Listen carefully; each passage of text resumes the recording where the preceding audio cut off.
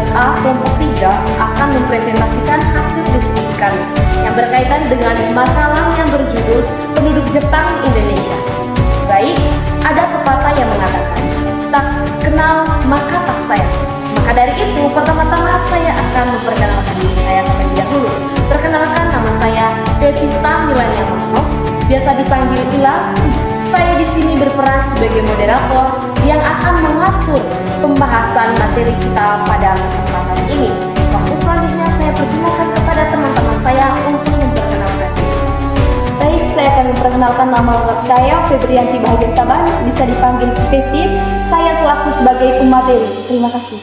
Baik, perkenalkan nama saya Geraldino Irwan Saudi, bisa dipanggil Irban. Saya di sini selaku pemateri. Perkenalkan nama lengkap saya Angelina Desri Wijeno, bisa dipanggil Lela. Saya di sini sebagai pemateri. Terima kasih.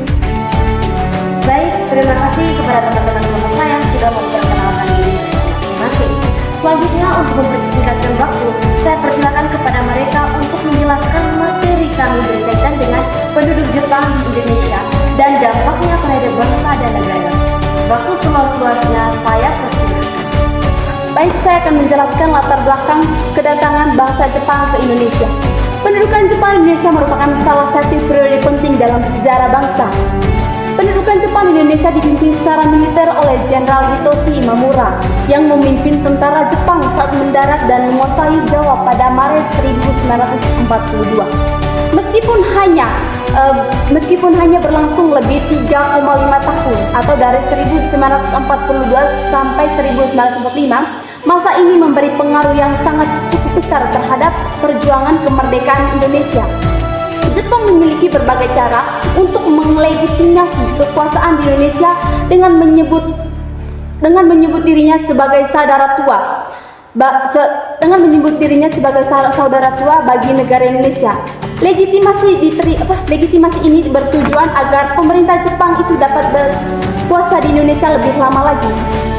Pendudukan Jepang di Indonesia didorong oleh ambisi Jepang untuk menguasai wilayah Asia dalam Perang Dunia Kedua, terutama karena Indonesia kaya akan sumber daya alam yang dibutuhkan Jepang untuk industri dan militernya. Kemudian pendudukan Jepang juga masuk Indonesia tepat mendirikan pasar industri di Indonesia karena di Indonesia itu jumlah penduduk di Indonesia itu sangat banyak. Oleh karena itu mereka mendirikan pasar industri di Indonesia. Sekian latar belakang kedatangan Jepang di Indonesia. Terima kasih. Di sini saya akan menjelaskan tentang materi proses pendudukan Jepang di Indonesia. Jepang mulai menyerang wilayah Asia Tenggara pada Desember 1941. Pasukan Jepang dengan cepat menguasai wilayah Indonesia dan pada 1 Maret 1942 mereka mendarati beberapa wilayah penting. Pemerintah kolonial Belanda menyerah tanpa syarat kepada Jepang pada 8 Maret 1942 melalui kapitulasi Fallujah. Baik, di sini saya akan menjelaskan kebijakan pemerintah Jepang di negara Indonesia. Jepang membagi wilayah Indonesia menjadi 3. Yang pertama, Sumatera di bawah Angkatan Darat ke-25. Yang kedua, Jawa dan Madura di bawah Angkatan Darat ke-16. Yang ketiga, Kalimantan dan Indonesia Timur di bawah Angkatan Laut. Yang kedua, kebijakan penting Jepang.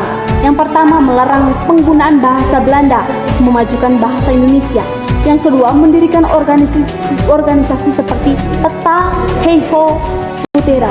Yang ketiga, mengerahkan kerja paksa atau Romusa. Yang keempat, mengontrol ekonomi dan memaksa rakyat menyerahkan hasil pertanian. Yang terakhir, melarang partai politik dan membatasi persekutuan. Terima kasih. Baik, saya akan menjelaskan dampak penduduk Jepang. Di mana dampak penduduk Jepang terdiri dua, yaitu yang pertama dampak positif dan dampak negatif. Yang pertama dampak positif, di mana dampak positif ini yaitu nasionalisme Indonesia meningkat, bahasa Indonesia digunakan secara luas, kader militer Indonesia terbentuk melalui PETA dan EIO. Yang kedua itu dampak negatif. Yang pertama itu kekerasan, penindasan dan kerja paksa. Yang kedua, kelaparan dan kemiskinan meluas. Yang ketiga, banyak korban jiwa akibat eksploitasi dan Romusa. Di sini saya akan menjelaskan materi tentang akhir pendudukan Jepang. Kekalahan Jepang dimulai setelah Australia menjatuhkan bom atom di Hiroshima dan Nagasaki pada tanggal 16 Agustus 1945. Jepang menyerah kepada sekutu pada 15 Agustus 1945. Kekosongan kekuasaan dimanfaatkan oleh Indonesia untuk memproklamasikan kemerdekaannya pada 17 Agustus. Akhir pendudukan Jepang di Indonesia, yang pertama itu bom atom di Jepang.